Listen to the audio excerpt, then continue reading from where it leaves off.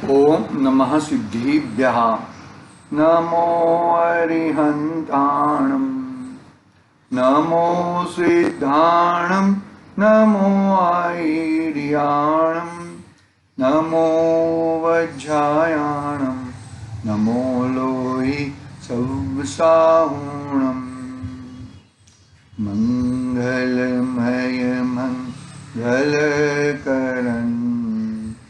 वीतराग विज्ञान नमो ताहि जाते बहे हरिहंतादिमा हरि मंगल करि ओम ग्रंथ करण को काज ताते मिले समाज आमे निज पद राज मिथ्या भाव अभावथी जे प्रगटे निज भाव ते जयवंत रहो सदा तेज मोक्ष उपाय चेतिले चेतन चेत्या विना हिम चालसी।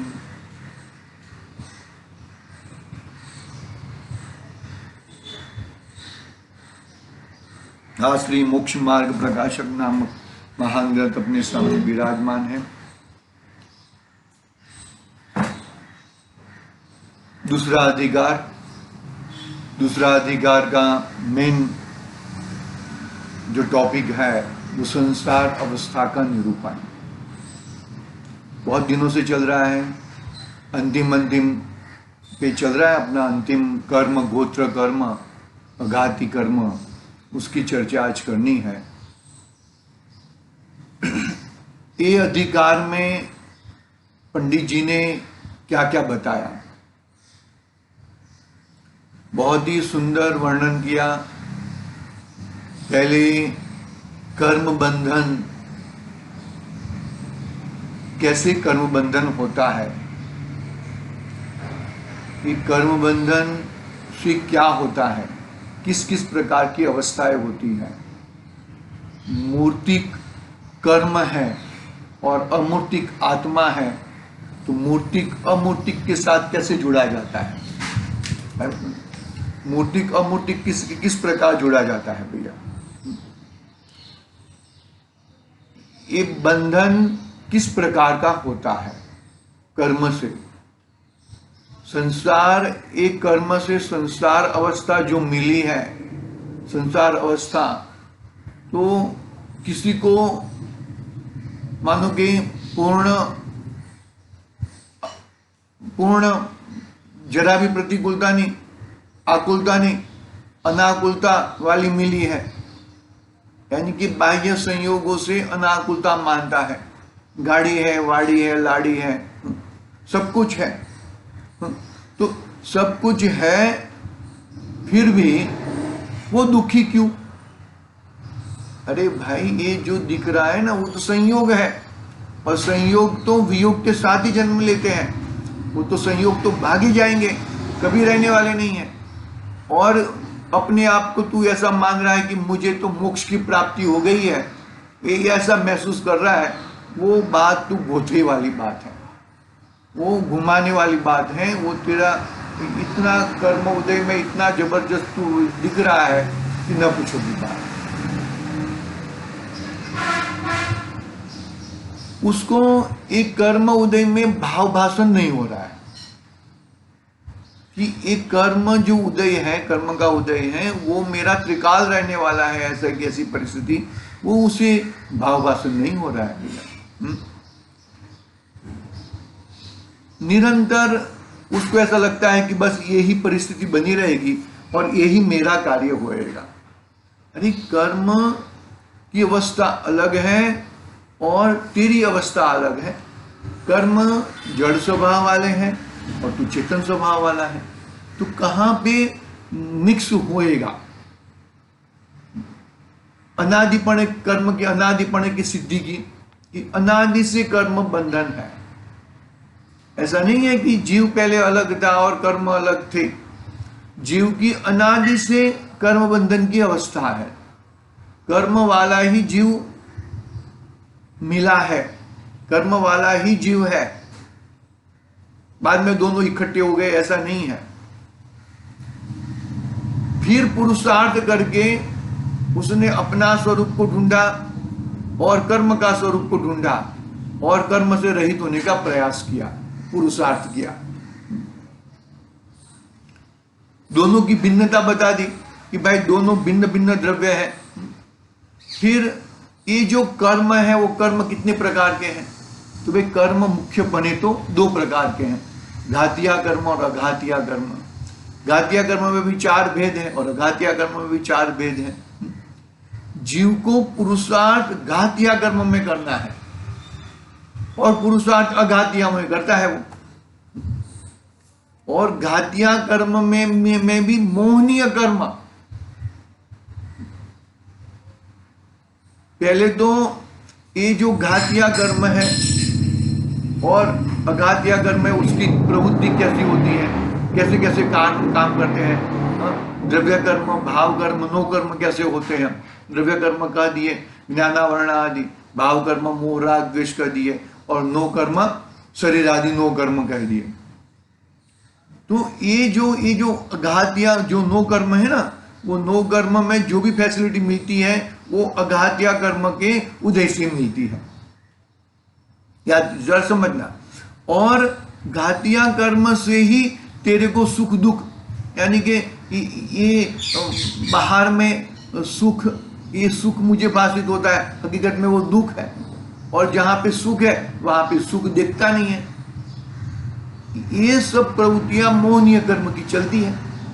मोहनीय कर्म इतना बलवान है कि कभी उसने इस जीव को जीतने नहीं दिया, इतना बलवान है। बलवान मोहनीय कर्म से भी बलवान तो जीव है, लेकिन मोहनीय कर्म ऐसा है कि वो किसी न किसी प्रकार से जीव को पकड़ के रखता है, किसी न किसी प्रकार को जीव को फंसा देता है। जीव फंस जाता है, वो उसकी अज्ञानता है, लेकिन वो फंसा देता है। फंसाने का बहुत सारे उसने बना के रखे हैं। इधर ने तो इधर फंस जाएगा, इधर ने तो इधर फंस जाएगा। नवीन बंध का विचार किया, नवीन बंध कैसे होते हैं, तो वहां पे योग और कषाय के माध्यम से, तो योग से तो प्रकृति और प्रदेश बंध की चर्चा की और कषाय से स्थिति और अनुभाग की चर्चा की। बल्कि योग से तो कोई कर्म बंधन होता ही नहीं है, वो प्रकृति और प्रदेश तो नहीं हुआ, नाम मात्र के हैं। लेकिन जो कषाय से जो स्थिति और अनुभाग होते हैं वही बलवान कर्म है। फिर आगे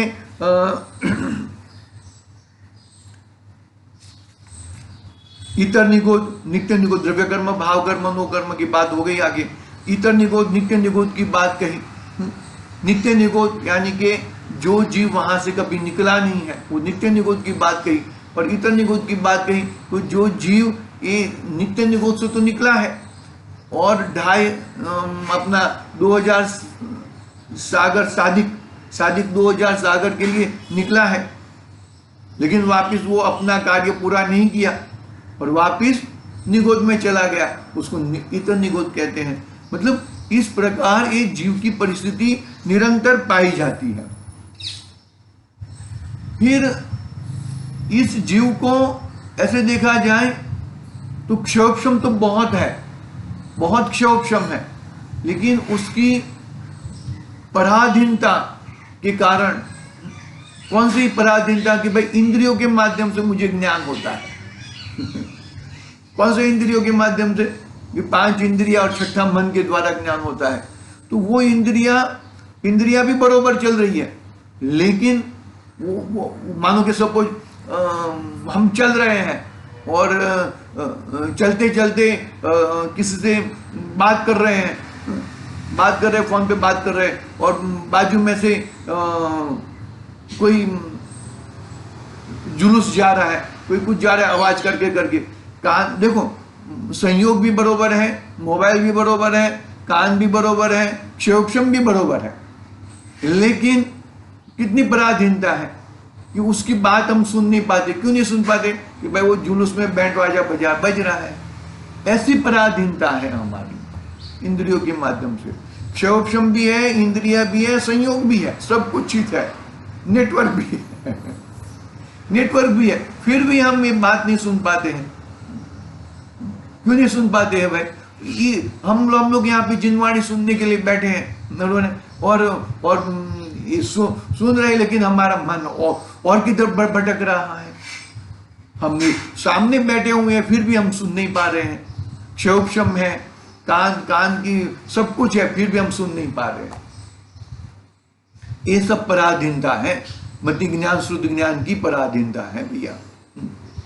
इंद्रियों की पराधीनता, तू इंद्रिय तो तुझे भाई सब कुछ जानना है, एक साथ में सब कुछ जानना है, तो ये मति ज्ञान शुद्ध ज्ञान की पराधीनता को छोड़ और केवल ज्ञान वाली प्रकट कर ले। बरोबर है ना भाई? सब कुछ तुझे यथावत युगपत जानने सुनने को मिलेगा। शुद्ध ज्ञान की पराधीनता बता दी, अवधि ज्ञान की, मन परे ज्ञान की और केवल ज्ञान की प्रवृत्ति बताई। देखो, अवधि ज्ञान और मन परे ज्ञान वो भी पूर्ण ज्ञान नहीं है, वो प्रत्यक्ष ज्ञान है, लेकिन एक देश प्रत्यक्ष है। अवधि ज्ञान तो अपनी सीमा में रहकर कौन से पदार्थों को, रूपी पदार्थों को जान सकता है, बराबर, द्रव्य क्षेत्र काल भाव की सीमा में रहकर। और मन परे ज्ञान, सामने वाले जीव के मन में क्या चल रहा है रूपी पदार्थों के संबंधी वो ज्ञान, वो प्रत्यक्ष है, लेकिन एक देश प्रत्यक्ष है, लेकिन सकल प्रत्यक्ष तो केवल ज्ञान ही है। फिर आगे देखो, जो अष्ट कर्म है, 8 कर्म कहे ना, तो 8 कर्म में किस किस प्रकार की प्रवृत्तियां होती हैं। ज्ञानावरण, दर्शनावरण के समय में किस किस प्रकार की प्रवृत्तियां होती है। क्षयोपशम बहुत है, लेकिन आवरण बहुत है, जान नहीं सकता। अरे पढ़ने के लिए बैठा है, लेकिन नींद आ रही है। दर्शनावरण संबंध आ जा रहा है, बहुत सारी चीज। अरे ये ऐसे बातें करेगा तो नींद नहीं आएगी, लेकिन जिनवाणी सुनने के लिए, पढ़ने के लिए बैठेगा, सुनने के लिए बैठेगा तो नींद आ जाएगी।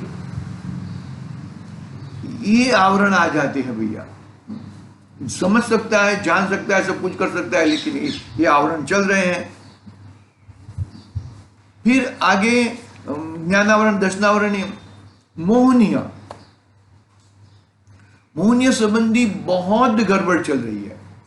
ज्ञानावरण, दर्शनावरण, अंतराय, आयु, नाम, गोत्र और वेदनीय, वो मोहनीय के सामने कुछ नहीं है, ऐसा समझ के चलो।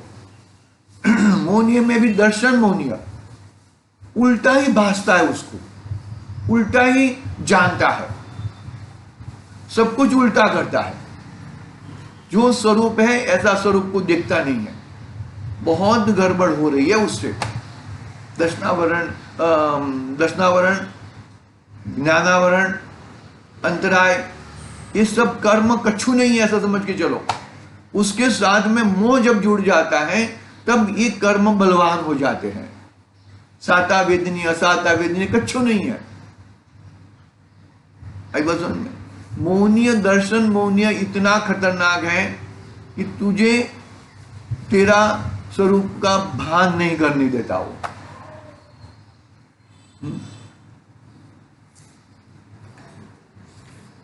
कषाय ही कषाय उत्पन्न कराते रहता है। देखो, जो भी कुछ मिलता है, संयोग मिलते हैं, वो तो कर्म के उदय के अनुसार है। सुख दुख जो होता है वो तो तेरे परिणाम के अनुसार है। और तेरा जो बाहर में जो कोई पदार्थ मिला है, वो जो क्रिया हो रही है, कार्य हो रहा है, वो तो उसकी भवितव्यता, उसकी भवितव्यता के अनुसार है। लेकिन ये तेरा मोह के कारण, मोह है ना, मोह के कारण तेरे को सब उल्टा उल्टा दिखता है। ये सब मेरे हैं, ये मैंने पैदा किए हैं, मैं नहीं होता तो कौन चलाता। ये सब बहुत गड़बड़ चलती है। इतनी गड़बड़ चलती है कि न पूछो की बात। ये तीर्थंकर तकों का बहिष्कार किया, जिनवाणी का बहिष्कार करता है, मंदिर का बहिष्कार करता है। ये जिनवाणी तो यहाँ की छपी हुई है तो नहीं पढ़ेंगे। ये सब दर्शन मोहनीय बहुत खतरनाक है भैया। दर्शन मोहनीय के ऊपर इतना जबरदस्त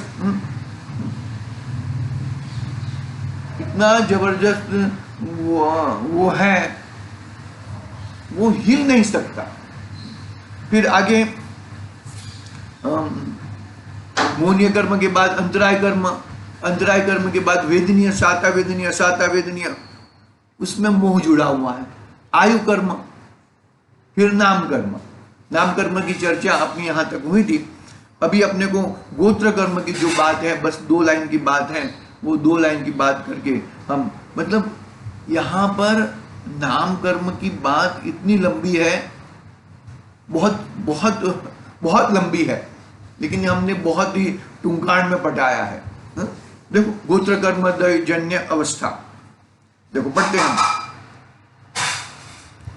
गोत्र कर्म थी નીચ ઉચ્ચ કુળોમાં ઉપજવું થાય છે, ત્યાં પોતાનું હીન અધિકપણું પ્રાપ્ત થાય છે। મોહના નિમિત્તથી આત્મા સુખી દુઃખી પણ થાય છે। देखो, गोत्र कर्म से मानो कि ये नीच गोत्र है, उच्च गोत्र है, इससे कुछ प्रॉब्लम नहीं है, लेकिन इसको क्या होता है कि मैं नीच गोत्र में क्यों आ गया, मैंने ये क्या किया, मैं ये नीच गोत्र हूं। अरे खुद जीव है, आत्मा है, मैं ये हूं, ये तो याद नहीं रखता, वो तो देखता नहीं है।